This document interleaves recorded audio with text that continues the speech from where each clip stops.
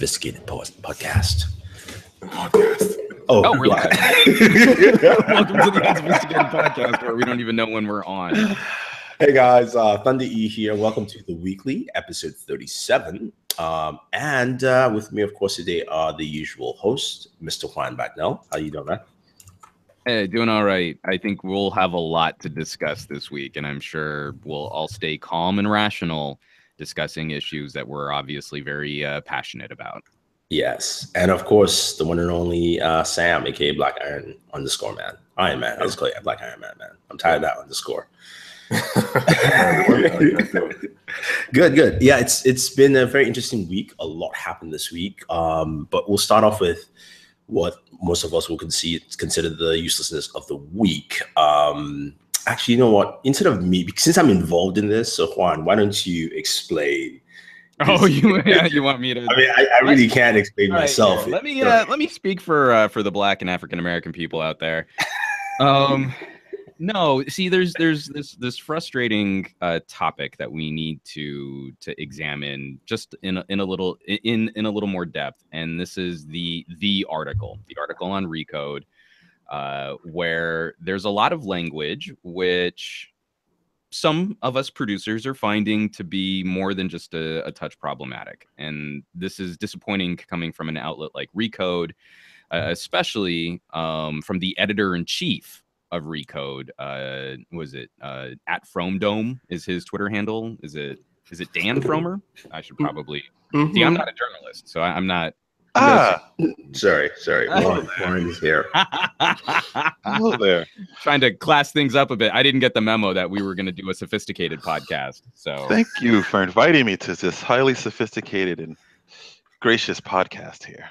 So to break it down real quick, the obvious tone of the article is trying to drive a wedge or trying to make a claim of rank between traditional journalism and online like YouTube producers.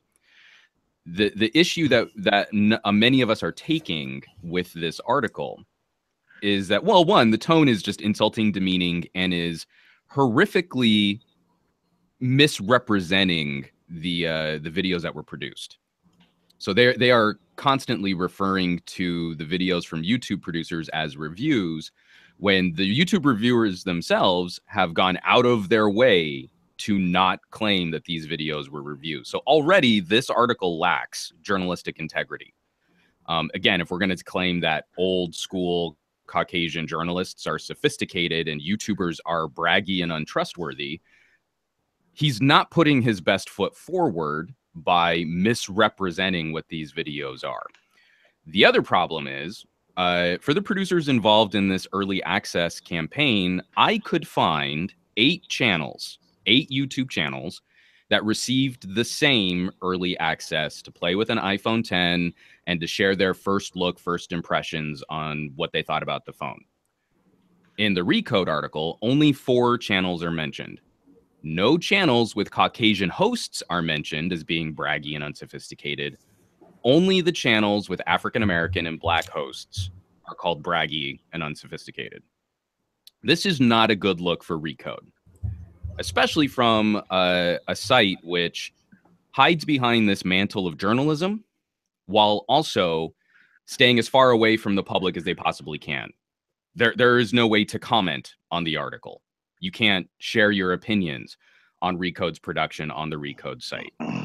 And so this is yet again another example of not intentional white supremacy. There's nothing in the article where this author is stomping around saying, I hate Black people.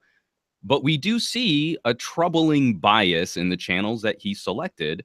And it would be nice if the editor-in-chief who wrote this article could maybe address what some of his intentions were, or maybe sort of explain his position or what he was trying to accomplish by trying to draw this line in the sand. Because as it stands right now, this looks like dog whistling. This looks like trying to instill fear that the future of your tech reviews could be coming from these unsophisticated, braggy urban kids, when the golden days of old, we had these accomplished and successful white journalists and authors that used to review our products. And don't you want to go back to those good old days? And personally, I don't. I wouldn't have had a platform to share my thoughts to the same degree 10 years ago, right? When we were talking about the first iPhone, I didn't have access to those tools. I didn't have the backing or the support of a major trade publication to be able to engage in that discussion. But we're all talking about people that are literally sort of the American dream, people who built their followings, built their channels, became respected by their communities, and share a different viewpoint than what we only used to have access to. And so this is, in a nutshell, why I think this has become such a problem. And I hope it's something that Recode can address. I hope it's something they can comment on, especially now that it's been out for a while and the temperature has kind of calmed down on this story. But I definitely think it's something that someone else should probably jump in here and talk about too, because I feel very uncomfortable as the palest member of this podcast being the one to be breaking this down. Thank you, Juan. I will add some narrative to, you know, something that well, I mean, you're going to tell us how you were bought and paid for by Apple, right? Yeah, I mean, I'll tell people about my experience about the device, you know, in the sense that, you know, this is something where I went with Soldier Knows Best. We were invited to go take a look at the device, right? So we spent, man, like an hour, maybe an hour, 10 minutes. That's it. So just tea time. Yeah. Yes, quite. One would have quite a lovely tea service in that allotment of time. That is correct. That is accurate. Yeah. That is accurate, Mr. Warren. Yeah, and the whole experience was like a typical hands-on. To me, it was similar to, say, going to the Galaxy S8 event or a pre-briefing or something like that, where you get to spend an hour. There are not many people around. Like, that was the difference, you know, as the fact that instead of you going to the S8 or Note 8 launch event where there's a ton of, you know, influencers, it's hard to get good camera angles, you're squeezing in, you're trying to rush to do your videos. This just, you know, you had a little bit more time. Finished it, did edits, dropped it at 6 o'clock in the morning, woke up and saw the world try to crush me. But that's not gonna happen. Just saying. That's basically what happened. That's basically the whole procedure. So, you know, the fact that, I mean, anyone who watches our videos know that, like, okay, that's not a review, that's a hands-on. Now, we do have this bad narrative on YouTube where a lot of people will call hands-ons reviews, especially for a device that they are waiting to see.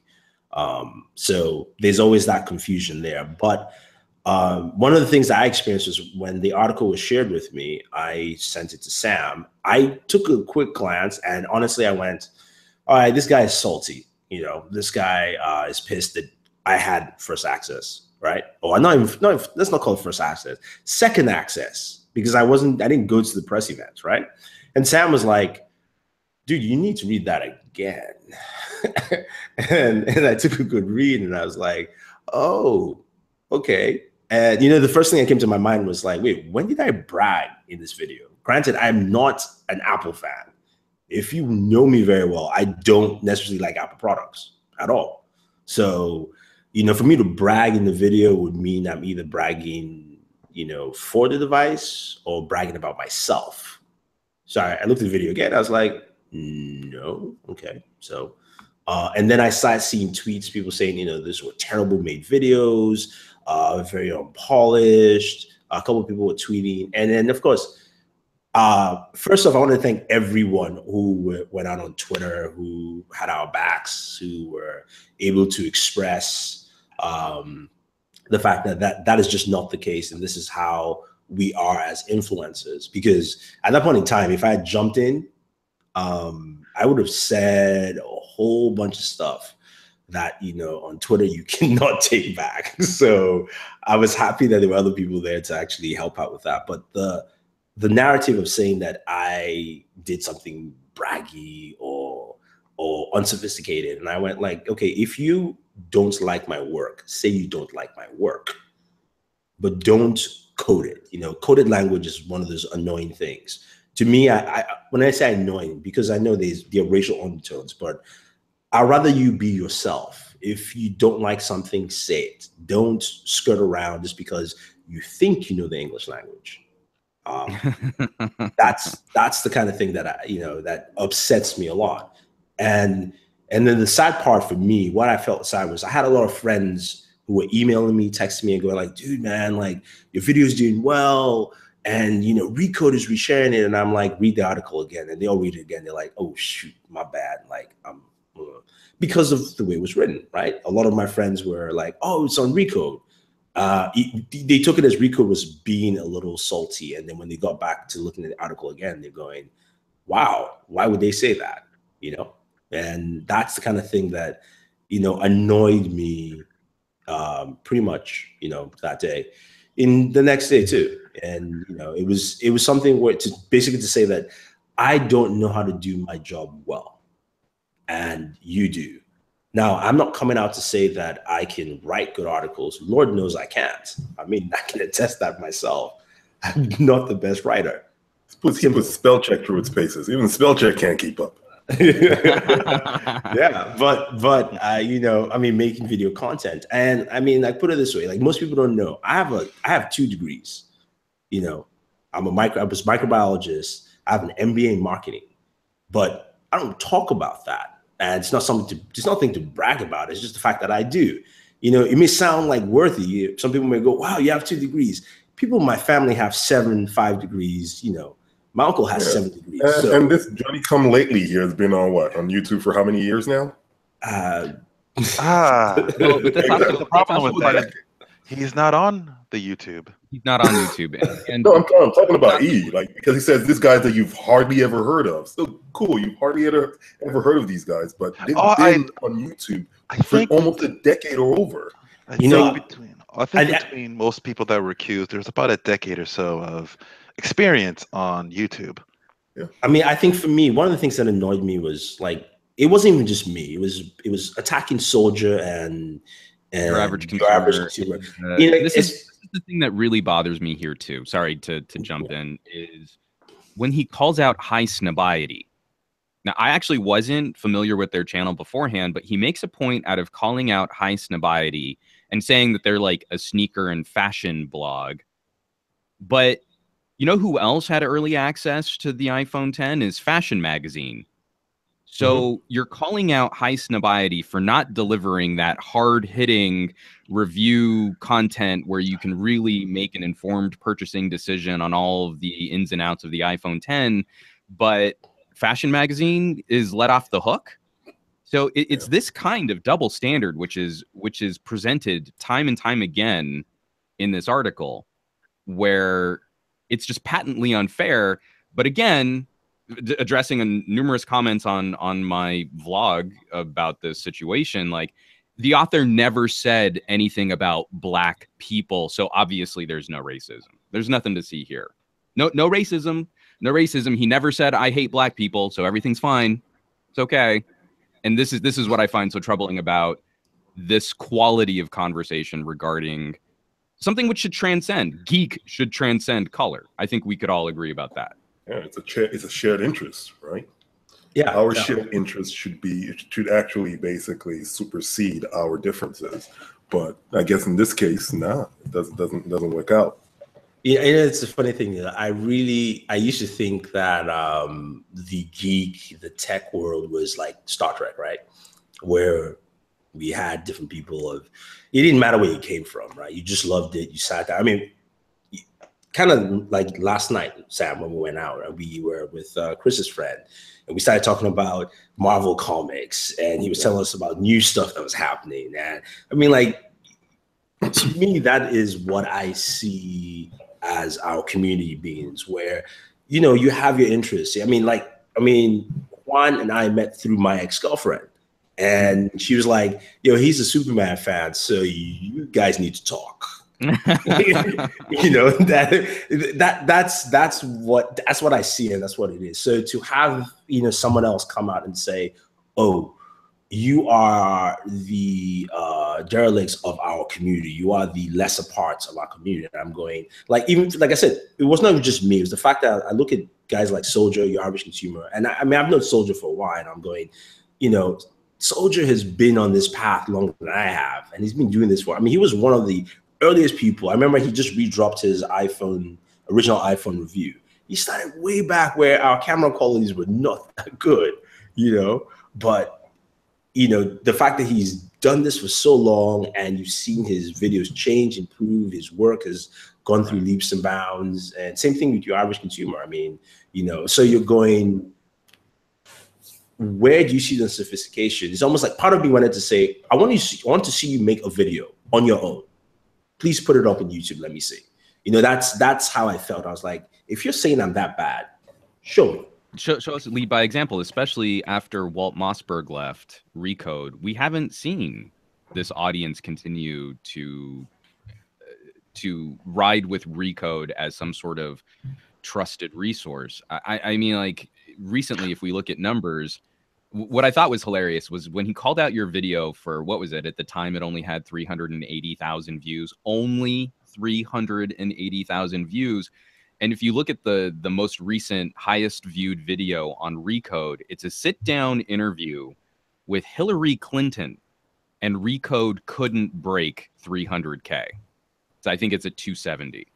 And to then go on and look at your iPhone 10 hands-on again. And I know it's very uncivilized of me to mention such dirty metrics and statistics. It's quite gauche, if you will. But to then see your iPhone 10 hands-on go and break 800,000 views, where Recode's most recent videos and interviews are around 1,000 to 5,000 hits. This is saltiness, but this isn't the same kind of saltiness, whereas if they had gone out of their way just to attack YouTubers. I think we saw a number of other people who were super salty, but they had the journalistic integrity to go after every YouTuber who got their hands on an iPhone 10 and to criticize everyone who had early access. And it wasn't this selective berating, this selective insulting of only a couple YouTubers who all seem to share one sort of hue in common between the various producers on their different channels. You mean so? Oh, I see here. I actually have that same particular tan as many other people have, and I actually happen to take a look at Recode's numbers of total views. They are currently sit at 14 million. I believe that me, just mentioning myself here, not to be too braggy, also want to mention Soldier Knows Best, and also Thundery here from Booredatwork. I think we had 14 million total views back around 2009. So before we start letting in on Recode, let's just finish this up and move on, because I think at the end of the day, it's like we have a show to do, and this is just one thing that happened during the week, man. Yeah, no, I mean, I do agree, and thank you, Mr. Bowman, for interjecting this. Better have a rant to turn. I don't want that to be the end of the rants, man. But I mean, look, it's one of those things that this shouldn't happen. And looking at some of the comments, especially your video, Juan, if you haven't seen Juan's response video to this, definitely check it out, because, like I said, at that time, you eloquently put it where I just wouldn't have been able to express out of anger. Well, I agree. You did put out the best video, even against my own. I know I couldn't even put out something that well done. Your video was funny, man. No, I see. That's just it. Is like I think ultimately what's so important about this, and why I've been sensitive to the issue, but I'm trying to stay in my lane. But this is one of those situations where I think a lot of us producers will let a lot of daily crap slide. I'm not the guy who's going to sit there and flip out every time someone on Pocket Now says I should shut up and shove another burrito in my face and stop talking about phones. I'm not the guy. Burritos are delicious, but I'm more of a pozole kid. It's kind of like menudo, but better. But I'm not the one who's throwing a temper tantrum or a hissy fit every time I get an ugly comment on YouTube or another death threat or any kind of crazy interaction with someone who's probably got emotional problems. I mean, we would not be able to get work done if we fell apart every single time we were slighted. This is different. This is coming from the top. Recode should be an organization, again, founded by Walt Mossberg, who I have a huge respect for, and he was one of the voices that I think inspired a lot of people to join the tech conversation, and we wouldn't have this kind of community were it not for those sort of early pioneers in crossing from TV and print into web distribution. Yeah, but we also need to keep evolving from there. And when we see situations like this, if they're not properly handled, they're properly addressed from the people that created this issue. We haven't seen Frommer come out and address some of these concerns. And I think that silence is actually contributing to the feeling like this situation is taking a small step backwards. So that's where I feel like we're probably most disappointed. This could have been just another shrug, roll your eyes, YouTube versus traditional media kind of situation. Burr, burr, burr, PewDiePie. Battle been going on for years. It's been going on for years, and we all know what that game looks like. This game looks just a little bit different, and that's why I feel it's even more important that an outlet like Recode address WTF. Well, just to wrap things up, it's interesting that they didn't ever go this hard or care about this until the Apple privileges got checked. Yeah. Didn't give a damn until then. Sam, you wanted to interject something before we wrap up? Well, realistically, I think you guys have said more than enough that needs to be said. I think one, your video people should go out and look at the video you did because you called it out for exactly what it is. There's a passion that was engendered by the Mossbergs of the world, the Laportes of the world, the tech TV type channels and distribution outlets of the world, and then in that, you felt you had a community, and to be basically smacked in the face and almost told now because you're a certain kind of reviewer or a certain kind of, of a techie that does YouTube videos, but you don't write this. You're not a real techie. You don't deserve what we deserve because we write and we've known these people and we've done more with these companies. It's like, okay, we've been here longer than you have. Therefore, you don't deserve to exist.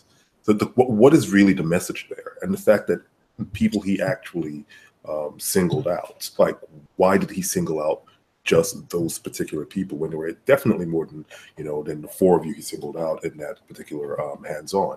So there are questions that needs to be asked. Yes, it smirks of a little bit of racism, it smirks of a little bit of elitism, but overall, it just really kind of is shocking that so easily as from one tech enthusiast to another, so easily he's willing to put down someone else whose work he obviously has not even paid attention to.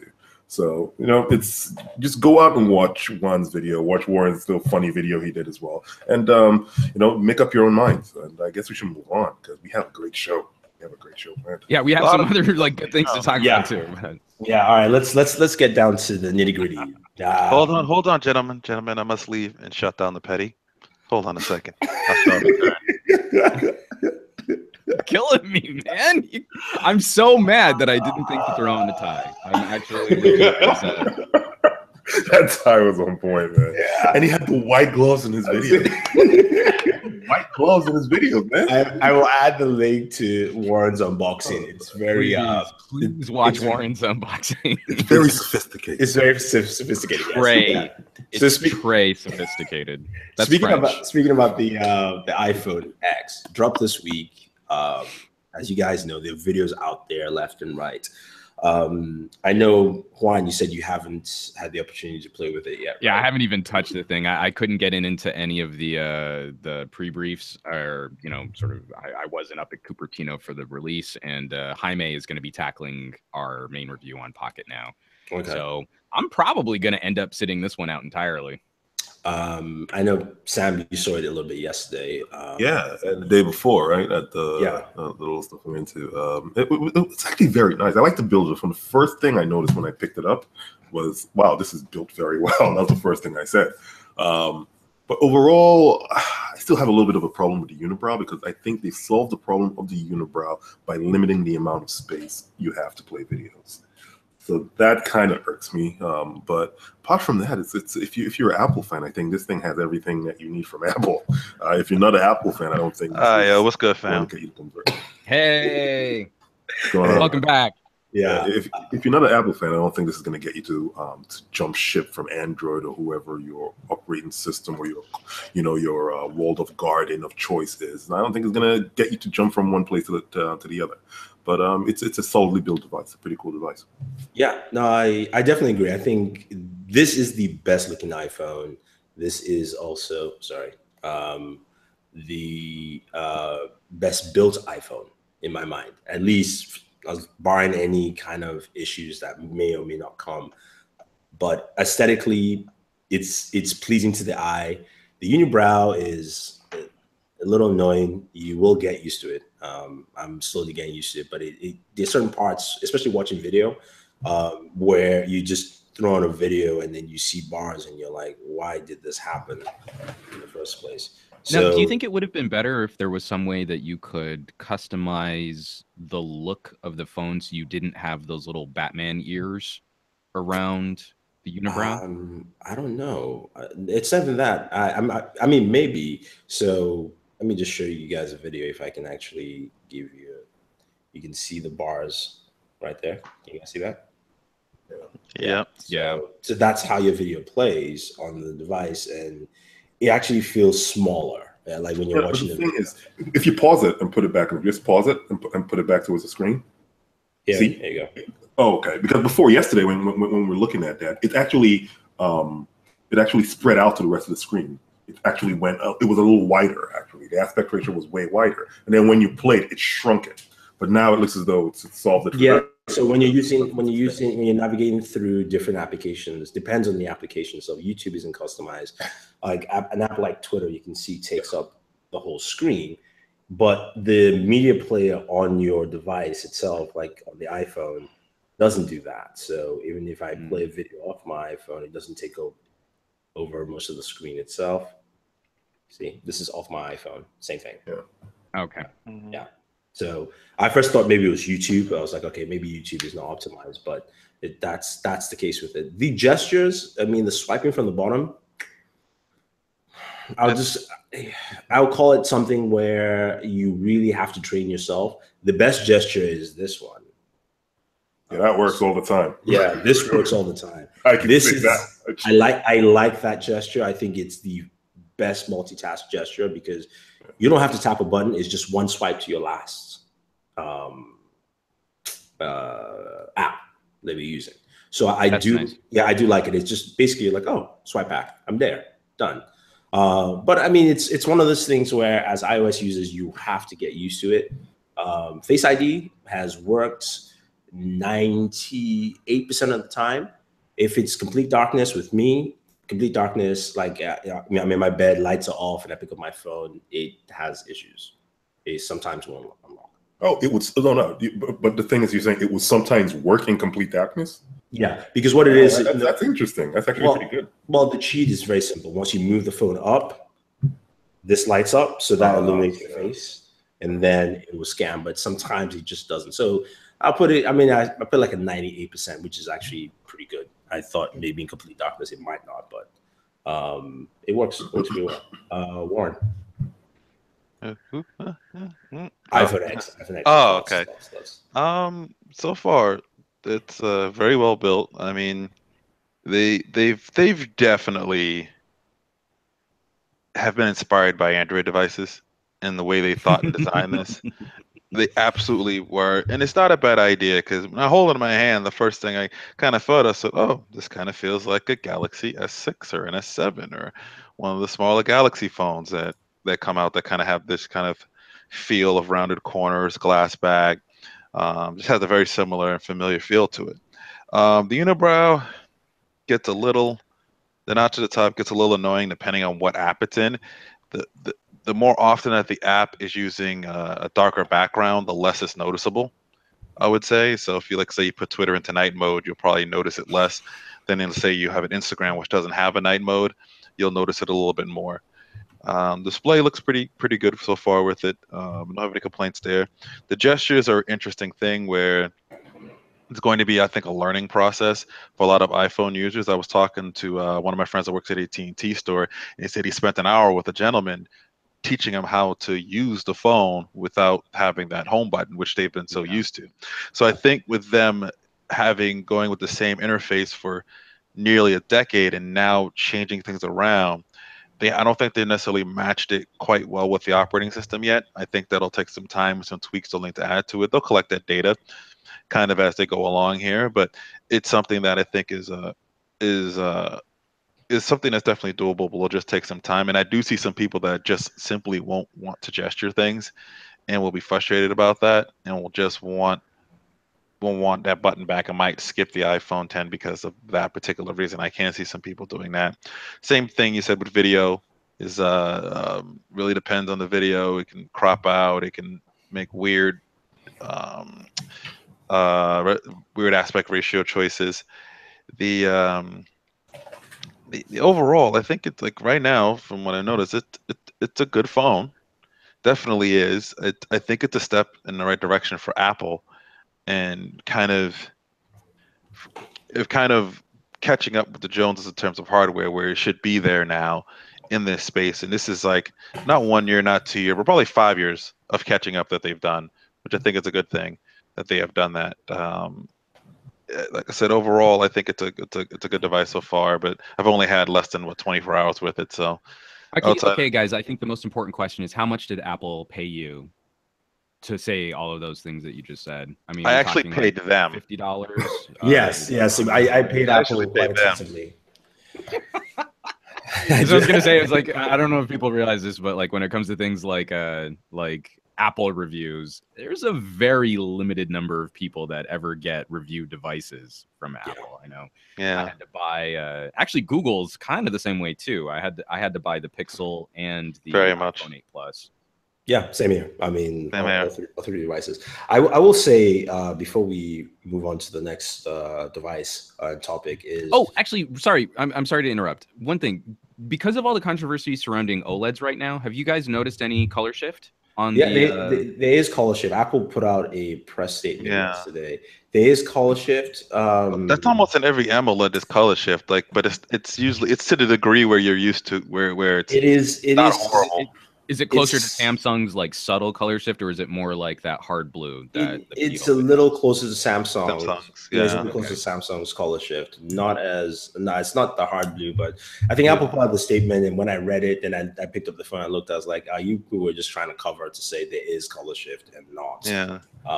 Well, because a certain other company did a terrible job at kind of covering all their asses on OLEDs and color shifts. What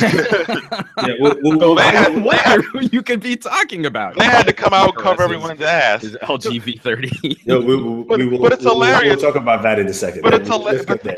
Think about how hilarious that is. Is that one company comes out, shits the bed on their OLEDs.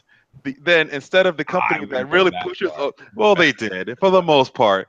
Let's say they crap the bed on their POLED. The next thing you know, instead of their boy trying to stick up for OLEDs, they make fun of you about your OLEDs, and then the other dude that's just new to OLEDs is like, yo, let's just squash this. Can we all just get along? That's exactly what just happened.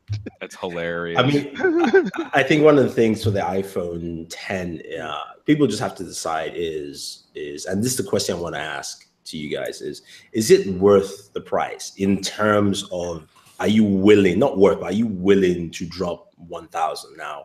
I had this discussion on Facebook with Matt from Tech Radar, and his argument was like, it's only an extra $2.83 for this device. That's like, at the end of the day, it's still $300 that you're spending more in comparison to the iPhone 8. And he's like, well, you're paying it monthly. I was like, well, it's the same thing like me not buying coffee every day. I'll save more money. So, that's the idea behind those things. That's the question I think a lot of people have to ask themselves. Because even if I come out and say, I really like this device, blah, blah, blah, this and that, whatever the case may be, or I hate it, you still have to decide, do you want to stretch your money that way? Is it something you feel right? You're still spending the money. Yeah. I'm only adding a couple bucks per month is not a great way to handle your finances. It's also dependent upon how long they decide to keep that phone for. Right. If they decide you know, I only want to keep it for a year before upgrading again, then maybe you're getting a little bit of a better deal on it versus keeping it for the full term period. It all depends what price point you're catching the phone at, obviously, with See, that. mine is not even necessarily the price point. Mine is just literally just being willing to do it, because the thing about iPhones, the iPhone 10 is going to hold its value straight up. It'll hold its value pretty It will well. hold its value. But the matter is, do you just want to actually, are you ready to make that commitment to just pay for this? Is it worth it for you? So at the end of the day, whatever review you look at, whether it's mine, Warren's, from Pocket Now, you still have to make that decision of saying, Yeah. does this device, whether it's the iPhone, the Galaxy Note, doesn't matter what device it is, because we may say we love it and you should definitely pick it up. But at the end of the day, it's your choice to actually decide to click. Yeah, we can't tell you how to spend your money, but we can share some of our experiences that will hopefully guide you. Yeah. And I'd say do the Galaxy S8 Plus versus the Note 8 test, which is, are you getting anything substantive by making that shift? So in this case, are you getting anything substantive by moving from an iPhone 8 to the iPhone 10? And if your answer is no, if the new what's it called, face unlock is not really your cup of tea, if you want the fingerprint scanner, then you shouldn't feel bad to get an iPhone 8, because that works more for you. You actually have options. So you should, that should be the test. Like, if I take the same company, the same similar device form factor, and I ask myself, what is the benefit I'm getting from spending more money? If it's really, if it doesn't stack up, then go for something different. Mm-hmm. Yeah, definitely. Speaking of something different, Razer announced its smartphone. Hey. It was announced on November 1st, the Razer phone. And this is Razer's first entry into the mobile market. Now, they bought Nextbit, I believe last year. Earlier this year. Earlier this year. So that's a quick turnaround. And they also own THX, and they released a device. We have videos and stuff down there for you to check out. The Razer phone is a 5.72-inch device with an LCD display. It is a sharp display that does 120 hertz ultra motion. So you're getting that nice variable refresh rates that you want for games. It's a 2K display. Also has some really killer speakers on that device. Without doing a review, yes, I did not do a review. I can safely say it is probably one of the best speakers on. Oh, it's so braggy. Okay, sorry. Go ahead. And each of these speakers have their own DAC in there, right? So it has a speaker up on the top, on the bottom, right? And they each have individual DACs on there. So I'm not sure if they each have individuals. I know they do. That's just something I don't know specifically. Okay. But the audio from the speakers, and it has Dolby Atmos audio on there.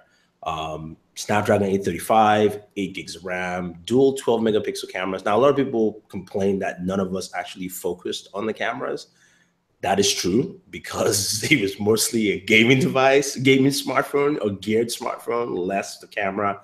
The cameras did a decent job with the photos I quickly took there. So that's not a camera test. Again, it's a hands-on video, remember. 4,000 milliamp battery. When I was collaborating with Jaime on that, it's like there really wasn't a great opportunity to show more than just this is what the camera app looks like. Exactly. Yeah. It was a hands-on experience, kind of a pre-brief, and your access to that kind of stuff is really limited when you're trying to produce a video like that. Yeah, with a 4,000 milliamp battery, no headphone jack, but at least they provide a dongle with a 24-bit DAC, THX certified. I'm very excited to see another company make that move, right? Yeah. And they said that it should work, at least the compliancy should work with any other USB Type-C smartphone. So I'd like to try and take that around with different devices to try out. And then they're also running Android, it was currently running Android 7.1 Nova Launcher. Razer says, look, we do not do software. That is not our thing, especially for mobile. We don't know anything about it. So let's contact Nova Launcher and throw this bad boy on there. Yeah, so I think they worked out a deal with Nova to where you actually get the full Nova. Yeah, you get the full, on there. Like, I got to say, though, I was impressed. For me, it was not necessarily just the hardware itself. It was something that a lot of companies, whenever they jump into a market, tend to fail. Like they will do last year's model or 2 years prior and say, here's our first device. Razer dropped a device that literally will fit directly into this year's market, into this time frame, minus the water resistance and lifestyle features on this device. But it fits into this year's catalog of saying, if you want to get a device. And I like the fact that they delivered something that didn't feel slightly old. You know, they could have gone with an 821 processor or something, right? They could have taken things here and there. And I liked that they actually just said, hey, this is what we think works best for that gaming experience. So right. Well, and in a lot of ways, I saw a company executing on a product more successfully than, say, Essential did. Right. Mm-hmm. Mm-hmm. So Essential tried to come out with the flagship quality all-rounder phone experience, which you're going to have a really hard time having a conversation opposite Samsung in that arena. Razer really is really playing on their credibility as a gaming hardware manufacturer and is going after a segment of the Android phone market that doesn't exist. I mean, NVIDIA was closest in developing Android for gaming IMO. So here's this wide open opportunity where we can test the hypothesis. Is gaming really a killer app for a phone? And what company would be better to test that hypothesis than a mainstream respected gaming manufacturer? It makes sense, and I think it goes it goes in line with what we've been saying for the better part of the year, which is when you have a company like LG doing the V30, you know exactly what the V30 is meant for. When you have a company like Samsung doing the Note 8, you know exactly who the Note 8 is meant for. And Razer is just basically coming out and saying, when you have a company like Razer making whatever they're calling their Razer phone, I guess it's called right now, you know exactly who it's targeted to. So instead of just throwing everything in the kitchen sink and being a great all-rounder, I think these companies are beginning to realize you have to find your target audience and you have to build towards that target audience. You have to actually have a solution, not a solution looking for a problem, but basically you have a problem out there, which is there really isn't that many great gamer-focused phones, and this is the solution for it. Because everyone games on your phone. If it's from the Candy Crushers of the world all the way to the Velocity, what's the name of that new game? City of Valor. Yeah, City of Valor as well. Like, you know, so City of Valor, it's not necessarily new. It's the US name for a very big game. I mean, the game in China is like 98 million people. And that is as an online, it's like an MMO experience where people play live online, like 90 million. It's a League of Legends. It's a League of Legends. Yeah.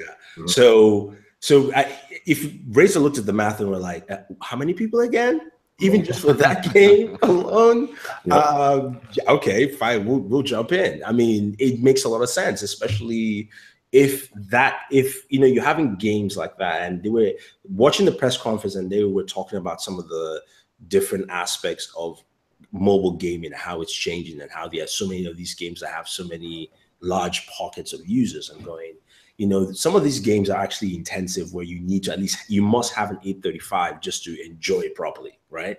You can't go with a lower end processor. So I think the mindset was like, well, there is, like, to what Sam said, there is a pocket of audience right there that we should capitalize on, that will definitely want to game the best way possible. Plus, from the way the hardware looks, it looks like it's a solid phone. I mean, I haven't reviewed it, but just from the presentation, seeing it going, wow, okay, you built a device that has good audio, a good screen, big battery. So even if I'm not gaming, right, I still have a 4,000 milliamp battery on there. So that means that I have good battery life. Those are the aesthetics of what you need, for a standard smartphone to work well. And I think they nailed that. Sorry, Warren, I didn't hear from you. Okay. Yeah, I'm here. Just so you guys know.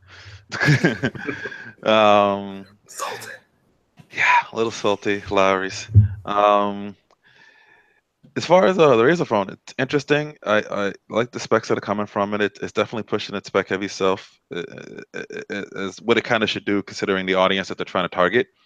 With Snapdragon 835, 8 gigs of RAM, QHD display, premium audio quality coming from a DAC, not only from the headphones adapter, but also the speakers as well too. Everything's there. It's pretty much going to be a GSM based phone, obviously. So you're limited to, I believe, probably going to be T-Mobile and AT&T here in the U.S. and that's going to hinder it just a little bit because they probably won't get a carrier partner for the launch unless T-Mobile. Well, unless AT&T sees something in it, they could fit into their holiday lineup, which I think is too late for them to do. They jump on it in an instant, but most likely they'll jump on the second one of this phone. T-Mobile might be random and just do that because they might want something exclusive they can kind of push and advertise, and Razer doesn't have to pay the marketing for. So it might not be a bad idea for them to go into that space. And Sprint will probably try to throw a bunch of money at them, but luckily they're not compatible with Sprint for their own sake. It won't end up like Essential. My only question is,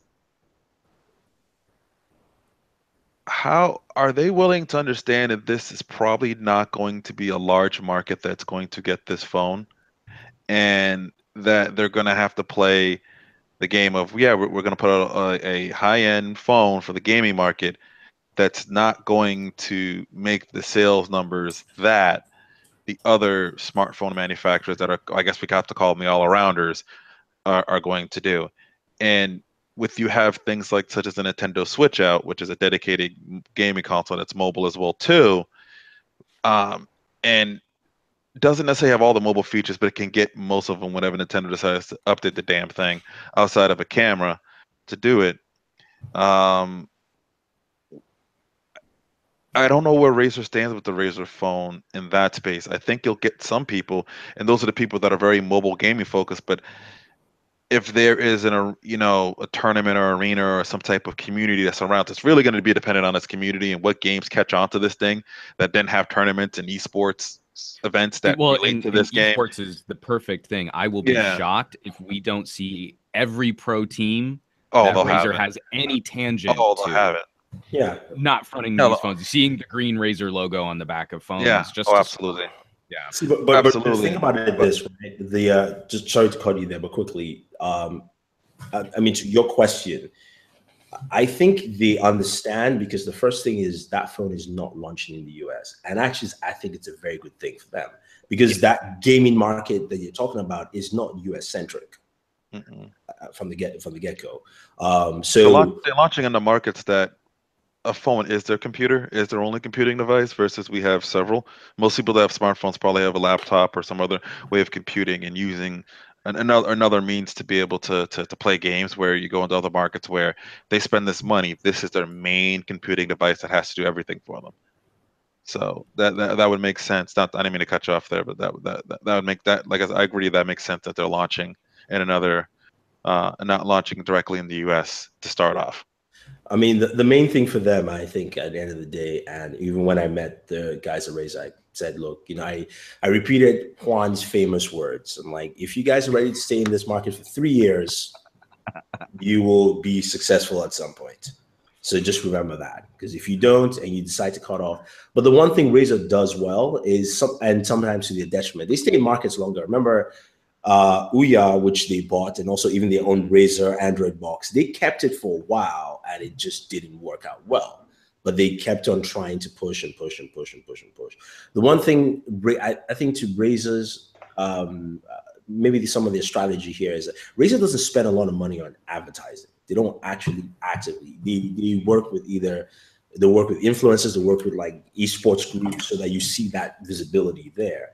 And in this case, it looks like they're working with partners on all these different regions, to say like 3 in the UK. I think they have a partner in China as well. So that's their strategy of saying that once we have partners and move in. And also, yes, you can buy it in the Microsoft store here in the US as well. But looking for those partnerships. No, I think that makes perfect sense. Weird. I mean, again, because we know Microsoft's current. Yeah, but they're not going to push it. But they're not going to push it. Hijack Android, and they're not going to push it though. That's the problem. Well, they're not going to push it. I agree. I don't think they will. But it's just the legitimacy of seeing an Android device where we used to see Windows phones and it's got the Razer logo on it right next to probably a display of Razer laptops and Razer OS VR. Oh, they'll and put it next to an that other Xbox. stuff. Come on now. They're going to put the damn thing next to an Xbox. Let's Well, be I'm just real saying, here for a which is, second. but that's actually pushing it. That's even great. They'll actually put it next to an Xbox, most likely. Oh, if they put it next to Xbox, that's even great for Razer. I mean, because everybody, I mean, people who are coming in for the Xbox One X will go, Come look at this $700 phone, but this $500 Xbox does more. They go buy the Xbox. Defeats the purpose.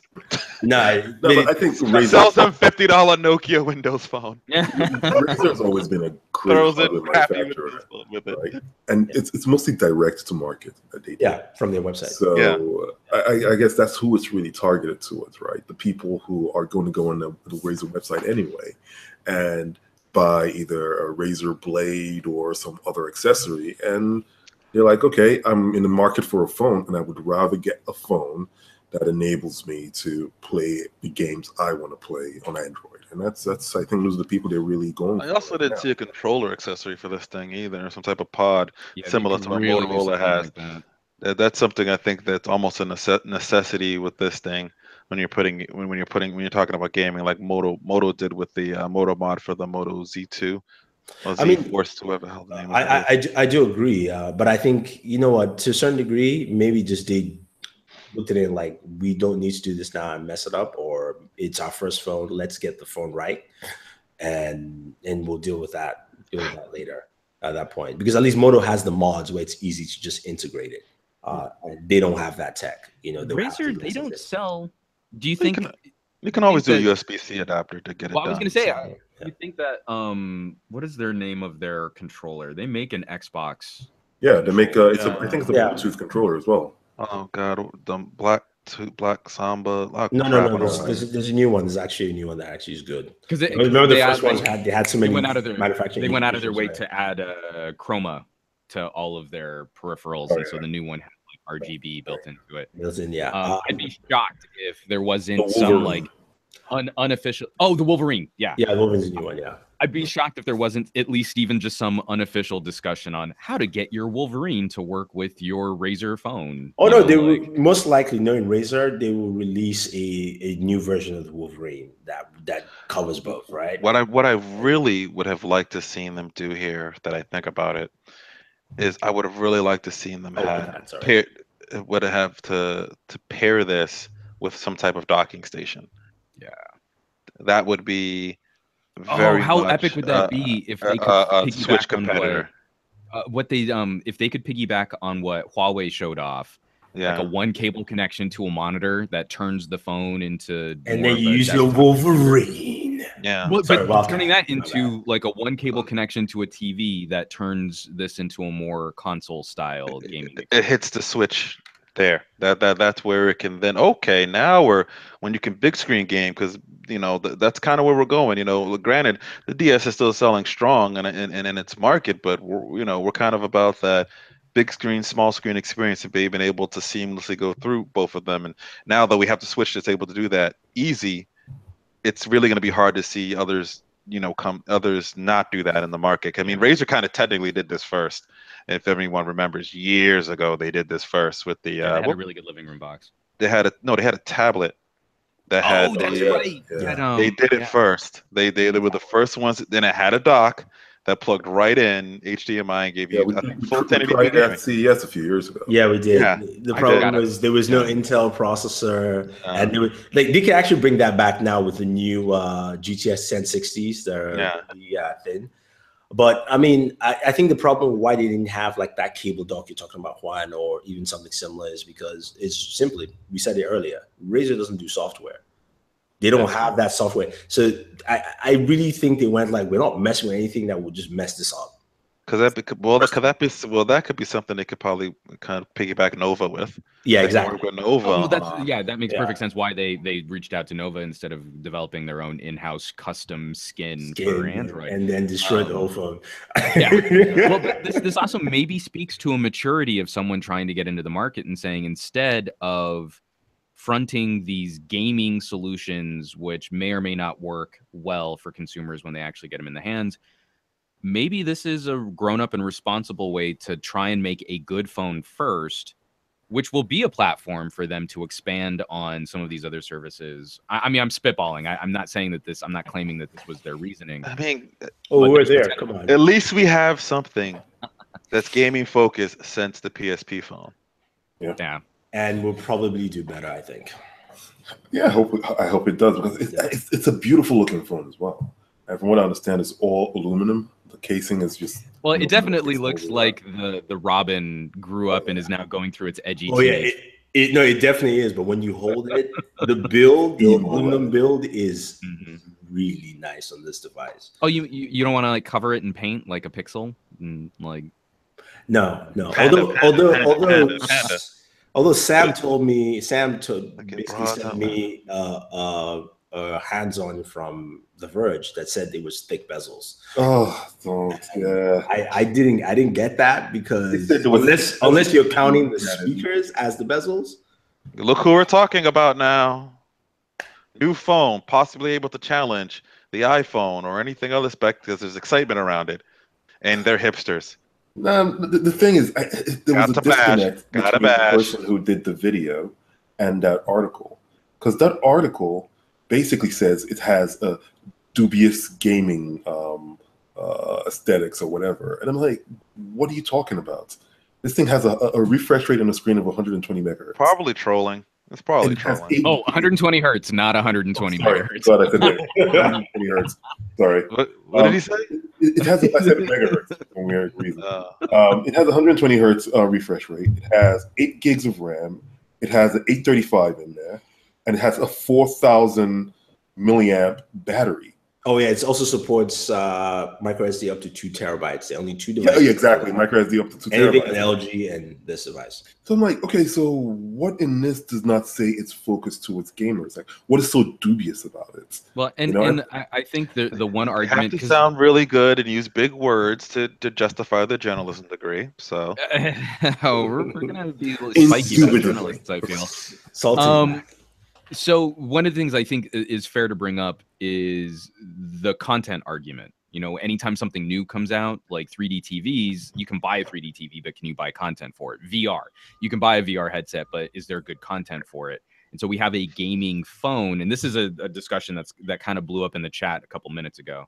Are we seeing developers get on board to actually support Android as a gaming platform beyond just the mobile titles that every phone has access to? And if Razer can strike out for a few more exclusives, then you start to have a console argument. You know, like if I really want to play this game, I have to buy a Nintendo. You know, like if I really want to play this game, I have to have a Razer. Yeah, they did talk about that in the press conference about a couple of games with the companies they showed a couple of games they're working with, and one of the main things, of course, is making sure that all those games work with a variable refresh rate, so you get the smoothest gaming experience there on this. So I think they're taking the right steps. But we spent some time with Razer, and let's talk about HTC. Also made an announcement on the 2nd. 2 devices. One is the U11 Live, which is more of a budget device style U11. It's available now on T-Mobile. It's like $300, I think. You can pick it up. And then the other is the U11 Plus. Now, story now broke that the U11 Plus was the real Pixel 2 XL. Because if you look at the specs, it really is the same thing as the Pixel 2 XL, except for the type of display, which is an LCD display instead of an OLED.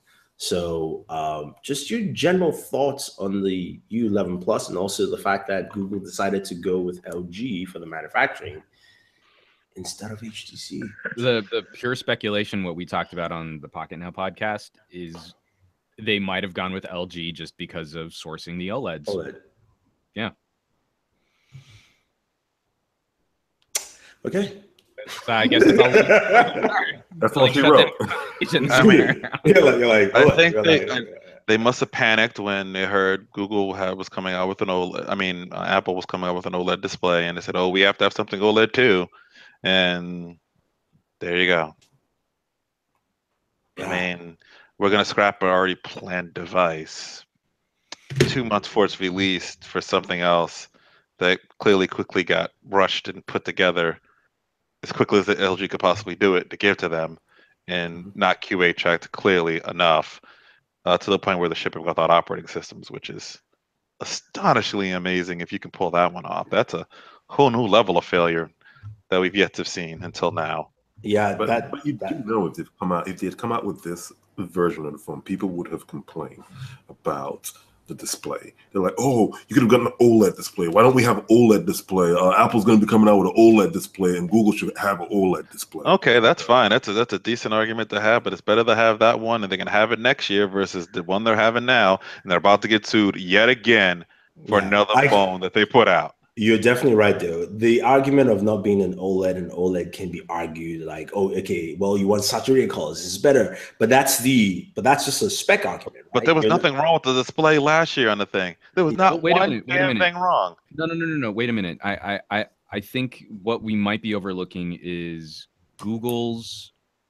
Again, Google is a services and software company, and one of the things that they're still trying to court developers for are services like VR. And for whatever reason, we haven't seen developers or manufacturers approach the VR discussion with LCDs on mobile devices. This is actually something that I hope Razer can move the needle on, because one of the reasons we've been told VR has issues with LCD is something to do with image persistence and refresh rate, which a phone that can crank 120 hertz shouldn't have a problem with in keeping the experience smooth and preventing nausea.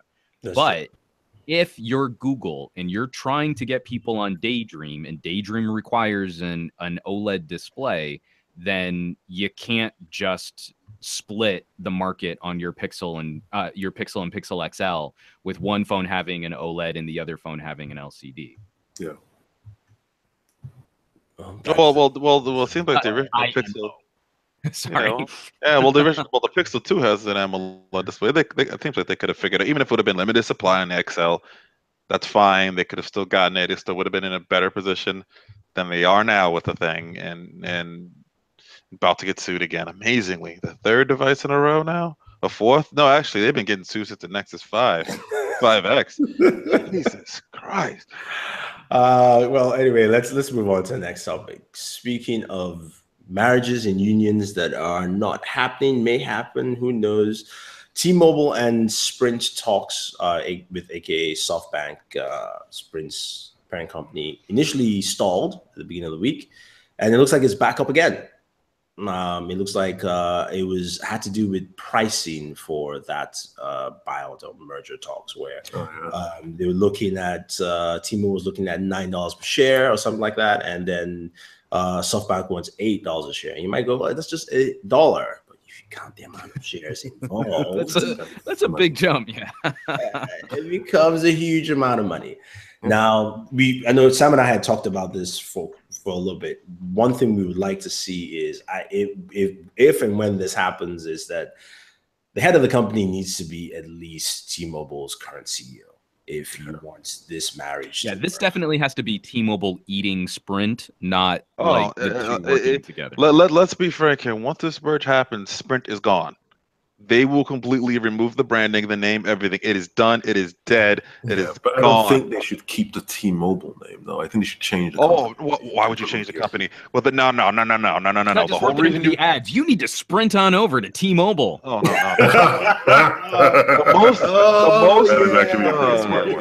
The most I see them do is they'll take some element of Sprint's logo, make it purple, and maybe add it into T-Mobile just for legacy purposes. But they'll never drop that T-Mobile name. That is an international name that works. Remember, there's a T-Mobile overseas in Germany and in the UK. So in parts of Europe. So having that co-branding, being even though one, as you were saying, one isn't, is a very valuable thing for them.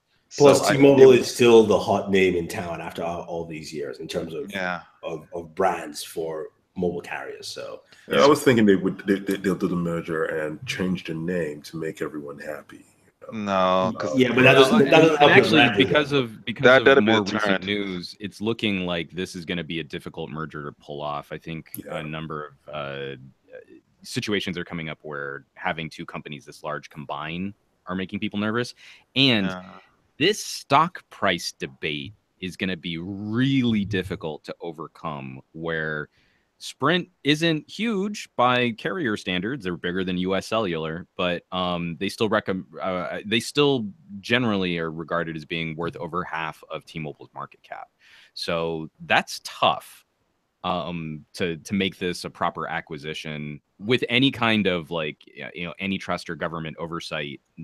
Reviewing the deal could make it even more difficult for this to be achieved. Yeah, speaking of takeovers and bids, one that dropped yesterday is Broadcom plans a record tech deal to buy. Again, another huge deal. This is huge, to buy Qualcomm. This dropped Friday, roughly. So basically, three sources familiar with the matter said on Friday, an attempt to create a roughly $200 billion company through the biggest technology acquisition ever. Tie-up would combine two of the largest chip wireless manufacturers in the mobile phone space, and this will basically cause Intel to have a lot of troubles.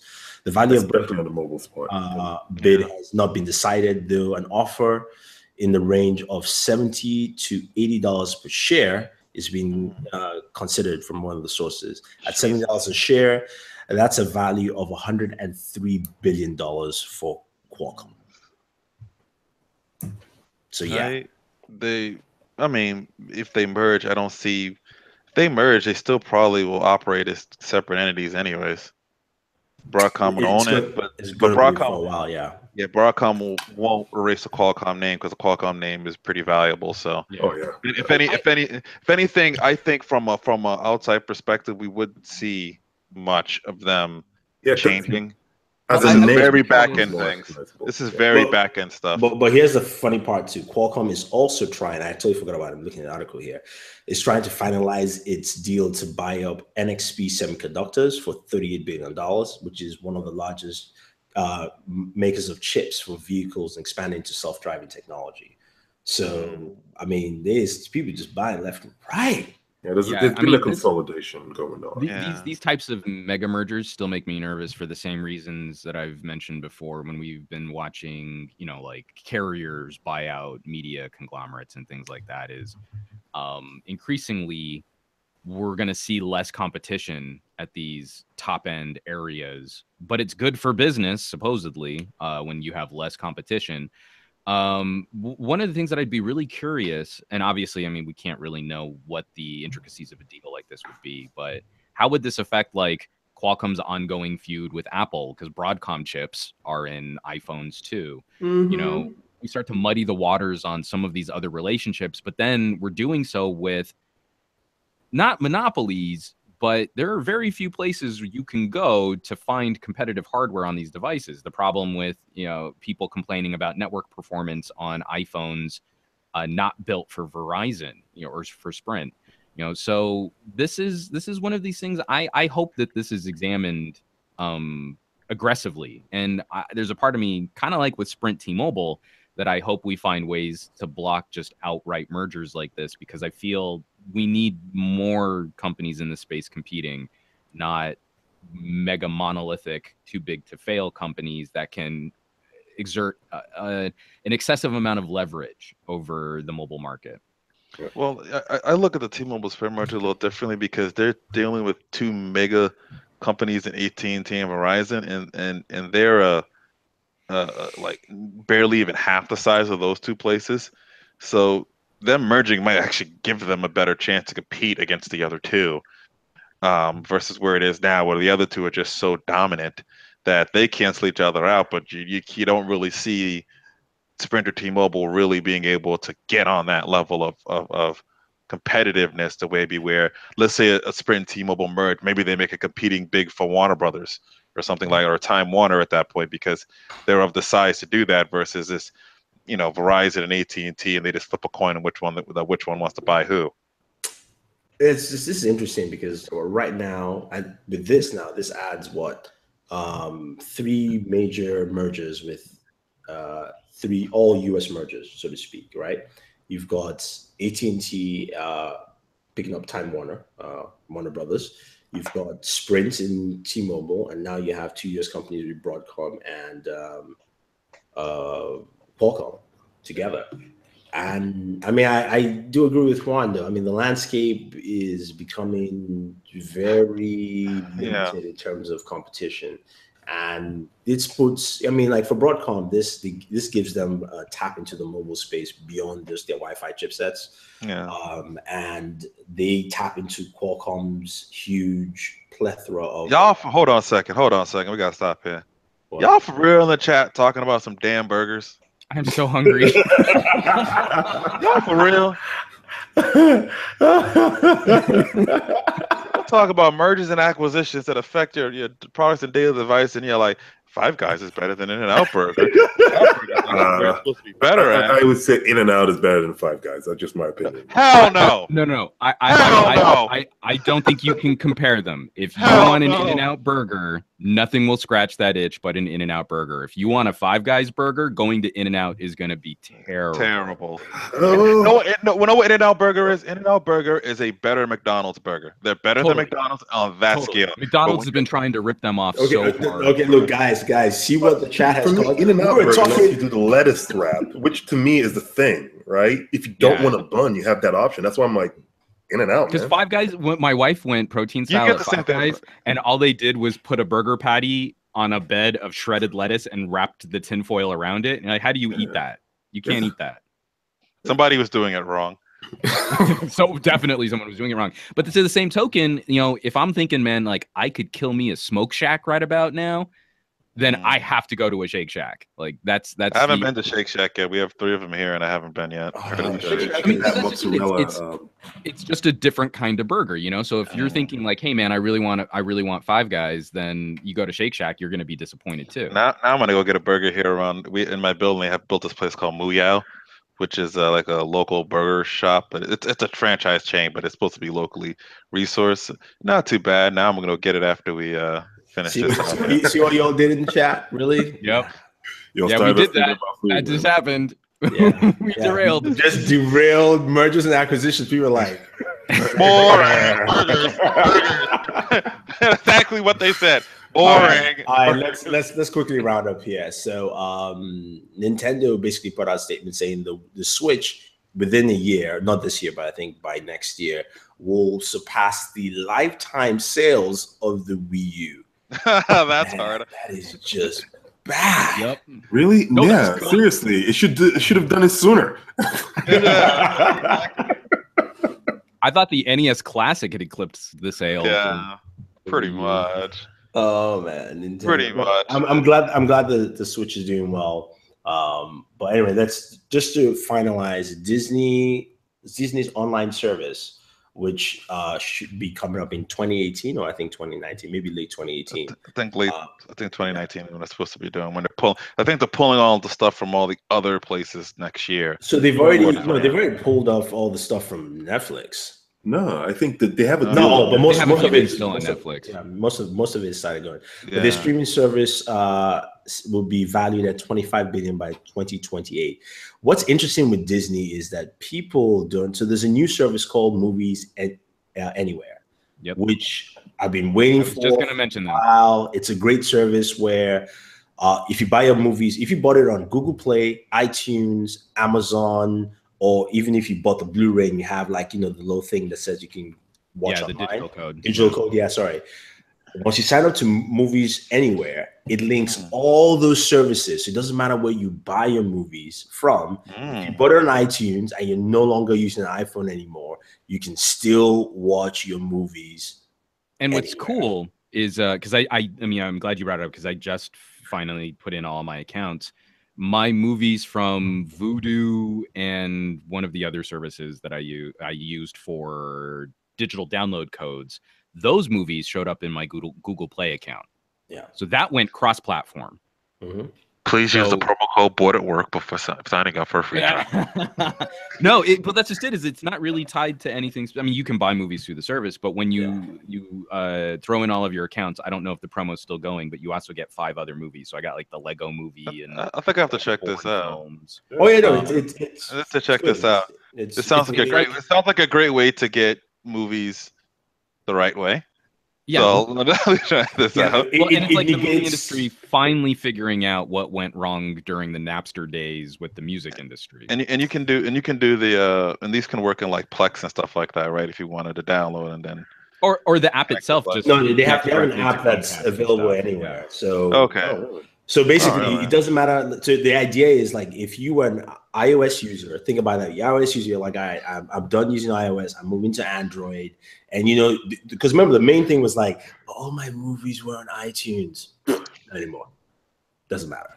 Aren't you allowed to even download those movies off of iTunes these days? Oh, I haven't used iTunes. I think you can download it to a device, but most like an iOS device. I'm not sure. Don't quote me on that. But no, neither have I. That's what I was asking because I haven't used iOS device in quite some time. But it doesn't matter what service you've used, using or used to use, as long as they're all linked to Movies Anywhere, which is owned by Disney, which is why I brought them up. It pretty much is going to be part of the whole thing. But it looks like, Disney's on a roll because, Sam showed me the article that Disney is charging theaters more money to play Star Wars. That is a penalty as well. Of course. So the way they're working out Star Wars is they're basically saying they're going to get a larger cut from a theater, and the theater has to show the movie on their biggest screens. If they find any theater that isn't following the guidelines, they then take an additional cut. Like an additional 5% cut. And then they must keep Star Wars in the biggest theaters for an extra 2 weeks longer than they normally do. Because most of the guidelines they always like, you're not really set. They're like, all right, we always keep the big blockbusters on the big screens for 2 weeks, and then we'll slowly phase it out. Disney wants it for 4 weeks. On there. Because basically Disney has done this is all going to get ugly. This is all going to get really ugly. That's Disney, man. What are you going to do? Seriously, you're watch, a theater company. What are you going to do? Marvel movies, I guess. Like it's just Star Wars. It's just Star Wars, though. No, but that's for just now it is. I know. For now it is. They're going to do it for it's not like they started this with year. the next Muppets movie. They started this with Star Wars. It's like we're gonna, well, they can because they're that powerful. They have all these entities and they can do it. And we don't really monitor the mergers of entertainment brands like we monitor the mergers of services like that. So they can control and do these things like that. I can't wait. I cannot wait until Sprint merges with T-Mobile. T-Mobile comes out, and then all of a sudden, here comes Disney to buy them. I shit you not. I would not be surprised if that T gets some Mickey Mouse ears within the next 3 years. I would not be surprised. And that's a fight between Disney and Google as to but that actually will not be the easiest thing for them to buy. They have to take out SoftBank. That's the problem. Yeah, the reason why T-Mobile doesn't have. When have you not understand that is that mouse? If Sprint buys T-Mobile, even though they rename it T-Mobile, SoftBank owns the company at that point. Yeah. Well, yeah. So then it's them. Disney can technically buy SoftBank, but that's wasting money. That literally is wasting money. So they have to negotiate with SoftBank, and SoftBank will not. If Disney comes in, SoftBank wants Disney money. So you have to understand. The mouse gets what he wants any way he goes. Did you not learn from Spider-Man? When I said years ago with Spider-Man, did you not learn? You know what's going to happen? Because don't worry, by 2020 they'll own Sony Pictures. I kid you not, they will. And this is their way of doing it. They're pulling. You remember when Microsoft put in what's his name into ELOP into Nokia? What do you think they're doing with this? The funny thing about that, the Trojan CEO. The way Disney has so much pull. So when the owners, the Broccoli family who own the rights to the James Bond franchise, said that they're looking for partners because they're looking to renegotiate the deal they had with Sony, everybody was willing to pick it up. But the fear was, what would Disney do? And then, so Disney didn't say anything for a while. That price for the Bond franchise kept on going up. I mean, like, we're hearing something like $2 to $3 billion, and I'm like, man, that's a lot. Like, the Bond franchise is great. That's some LucasArts money right there. Yeah. The Bond, and even at $3 billion, you will get your money back. If you still get it back, but, it's going to take maybe a little longer. And then Disney will buy the company that bought them. And then Disney finally said, they are not interested in that, and the price dropped just a little, and then now you have other people like, okay, we can afford this now. For now. I think they're just they're a little busy. That's why they're like, oh, we're a little busy right now. We got Marvel, we got Star Wars, we got all the Disney. We'll come back to that later and buy whoever owns that. Yeah, pretty much. I mean, the mouse gets what the mouse wants. And yeah. If it wants to buy YouTube or buy us, it'll find a way to buy us. It will buy the show. If Disney wants to buy not for sale. That's a very bad image. No, but I was about to put up a price for Booredatwork right now. I was like, hey, well, Sam's involved in the deal, so yeah, it comes with Sam. I was like, you get your very own Black Iron Man. Non-negotiable. But we already have a Black Iron Man. This was the first. No, we have the real Iron Man. You don't need the Black Iron Man. All right, guys, we come to the part of the show where we talk hold on. I wanted to throw one more story out there because I've been savaged a lot for some of the comments I've been making in our real audio reviews about. I kind of feel like over the next 2 years, most phone manufacturers will probably get rid of the 3.5 millimeter headphone jack. And rumors posted a couple days ago that the spec sheet for the Galaxy S9 is showing the phone will not have a 3.5 millimeter headphone jack. Wait, whoa. Wait, go ahead. Reaction, go. No, I saw that, and I also saw a lot of react, man. No, because I've already seen it, and I saw a lot of people, flipping tables over there talking about that being fake because there's a lot of talk from Samsung trying to juxtapose themselves away from Apple and saying we can do this and this and this. I doubt that. I have a feeling they'll probably double down on the DAC. I was gonna say they also own AKG. Exactly. If they were to come out with a line of AKG USB headphones, well, that would be a great accessory purchase add-on for you to buy your next $900 phone with. You can also buy a $200 or $300 pair of headphones. I don't think that'll happen on this phone yet. I think maybe the Note. I don't think with the Note either. Get to the Note, I bet it's there. They might double down on the thing for 1 year just to see what the reaction is if they actually start really upgrading the tech inside of their headphone jacks, which they haven't really done on the level of LG just yet.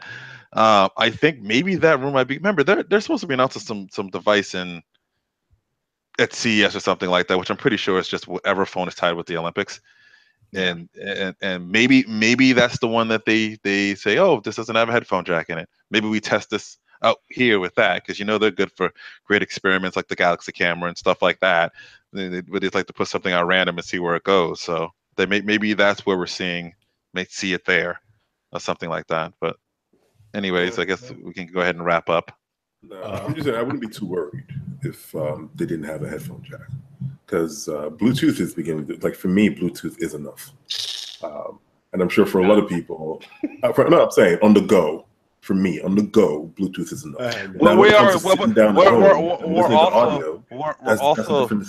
We also have to think we're the small exception of folks that get access to the $150 to $400 level Bluetooth headphones. So so we tend to listen on a higher level of quality than most people that are going to buy buds that are not of that quality or can afford at that mark.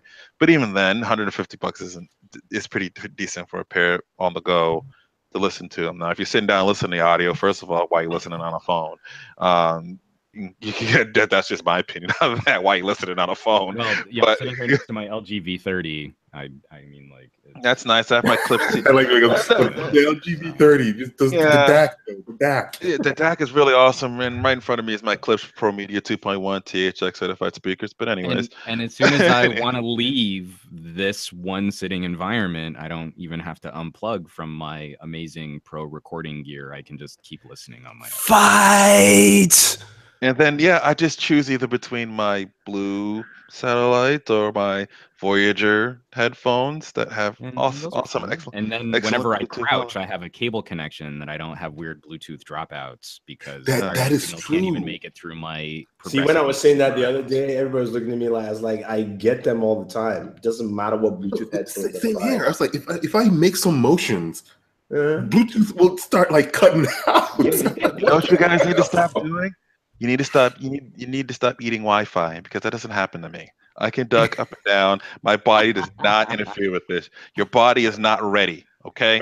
Learn from Reggie. Visit me. I was born before wireless standards were created, so I I'm learned apparently a Faraday cage. Yeah, exactly. I learned from Reggie.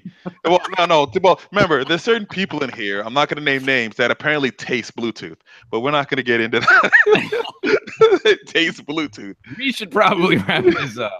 I just wanted to throw that out there because taste in my mouth whenever I use Bluetooth. I just wanted to throw that one out there because in my last real audio review, I made a point out of saying, like, we're not going to continue this series once phones get rid of the 3.5 millimeter headphone jack because your audio quality is not determined by the phone anymore.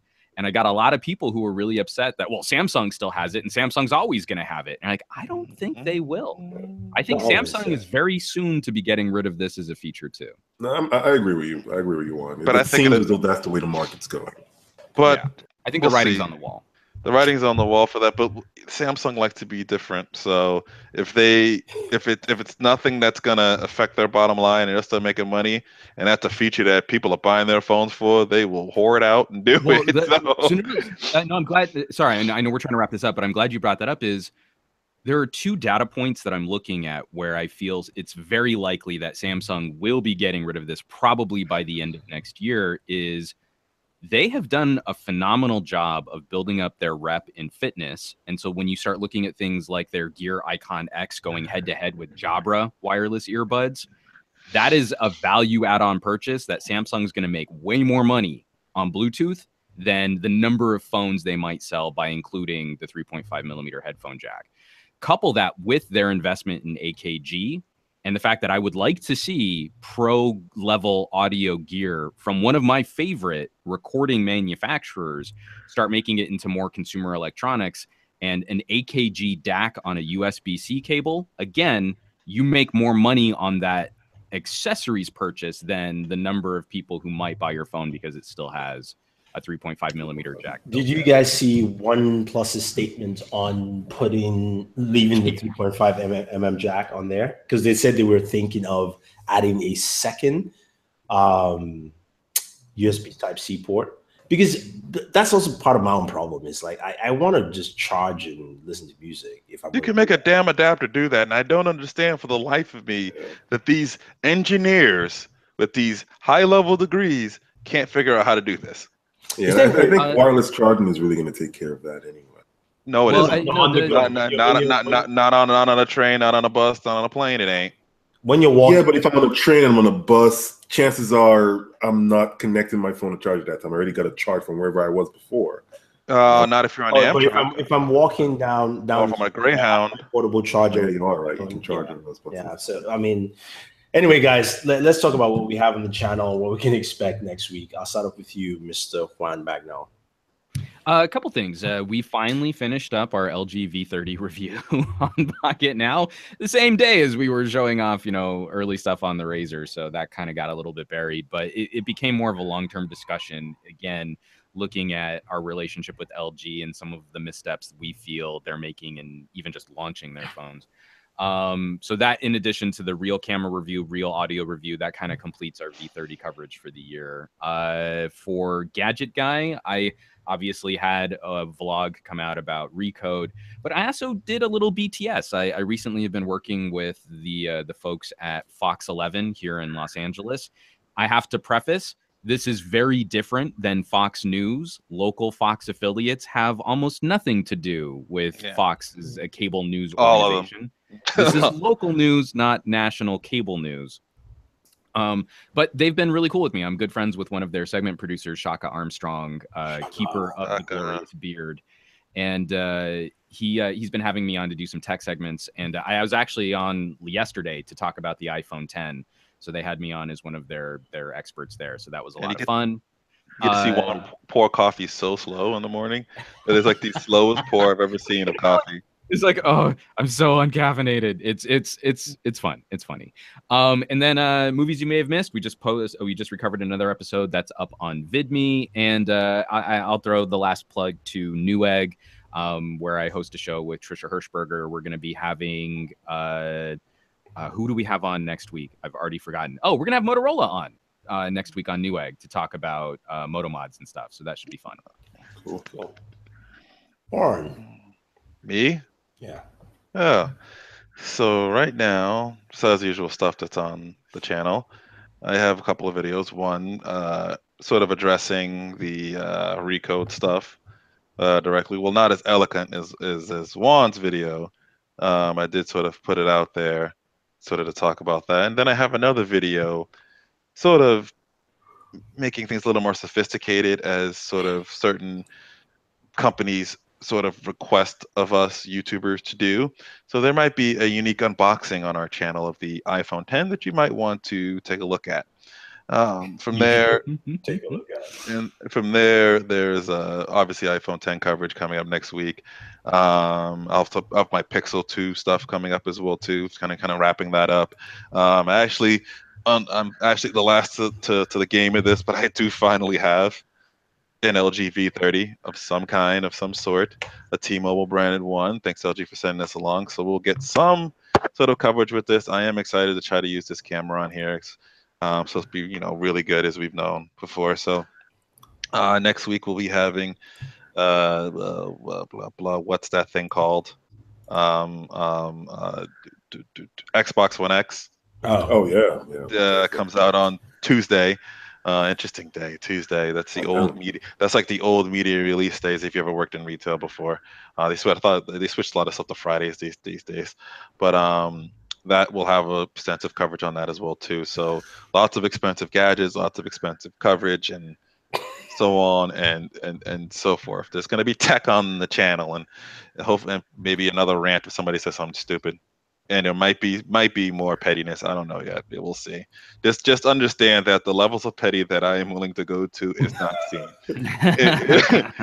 He knows this too. Like, if you think you're petty, I go to the petty to the level that it just becomes fun for me, and I will just make fun of you for the rest of your life. So basically, Warren says, as the petty gets lower, his fun factor gets higher. A lot higher. All right. For us, last Sunday, we dropped the LG V30 45-day review. So this is what we're going to be doing. I might as well mention it now on the channel. Is we're going to stop doing reviews in the traditional sense. Most likely we'll be doing 48 hours, and we'll do time allotments. So after that, it will be either 2 weeks and then a month, and then so on and so forth down the line. Just to give you guys a better idea of devices as they move forward.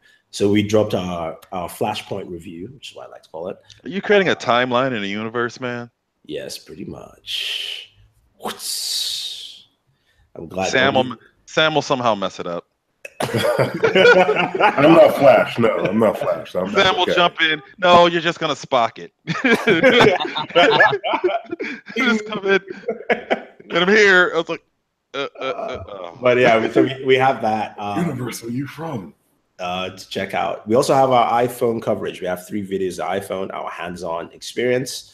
Also, how to set up Face ID. So if you have any you need to watch that hands-on experience. It's an excellent, high-class, sophisticated, and professional video that's going to reach 2 million views. Unlike some people that think from Recode they can't reach 2 million views in 10 years. So just check it. It's funny because it's true. Just check it out. Just check it out. That would be accurate journalistic reporting right there. It's gonna be awesome. It's gonna be awesome when all of us run into each other at CES. Woo. I'm gonna have fun. Oh my god! Chances are you guys will see each other, shake hands, and be like, well met," and then turn around like gentlemen and walk away.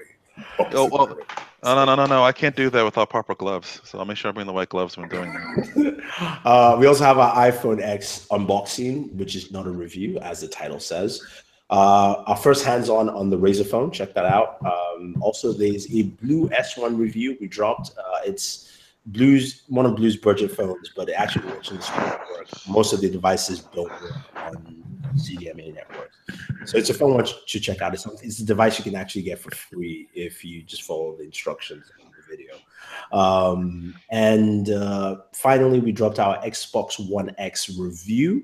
You guys can check it out. We'll be doing some more stuff with the Xbox One X in terms of games. But I will tell you this, it does 4K 60 frames per second. Now, that's first party game. They've done that. So I'll put it that way. It does 4K 60 frames per second. And it is glorious to actually sit down in front of Glorious! and experience that. So definitely check out that video. Next week will be more iPhone stuff, more Xbox stuff. I do have I have an office tour coming up, so I have a few things just want to showcase and show off to you guys. Hold on. Check that out. So that's it, guys. Thank you very much for watching. I know this is a much longer show. We had a topic we had to kind of, flesh out at the very beginning of the show. But you can check out everyone's channel. You can check out Mr. Warren Bowman at BW1.com on YouTube. You can also follow him on Twitter, Instagram, and Facebook. I actually use Twitter now. Thanks, Recode. it's all BW1.com. You can check him out there. And Mr. Juan Bagnell. You can check him out. Some Gadget Guy on YouTube, Some Gadget Guy on Twitter, as well as Instagram and Facebook. You can also find his videos on VidMe. Of course, his old hairstyled videos. Yes. On VidMe, it's Juan Carlos Bagnell. I think I'm rocking the John Wick in this current episode. Dare we say thematic hair? Yes. I said dramatic, but thematic works well. Dramatic hair. That's probably better. Yeah. You can also find him on Thursdays. He hosts a show with Trisha Hirschberger on Newegg's YouTube channel. It's a 1 hour show. Great insight into some cool tech and also some interviews with companies. And he's a contributor at Pocket now. So thank you very much, guys, for watching. We appreciate you chiming in the chat, talking about burgers. And this is Thunder E saying thank you and always enjoy your entertainment. With a burger. Bam. Stop.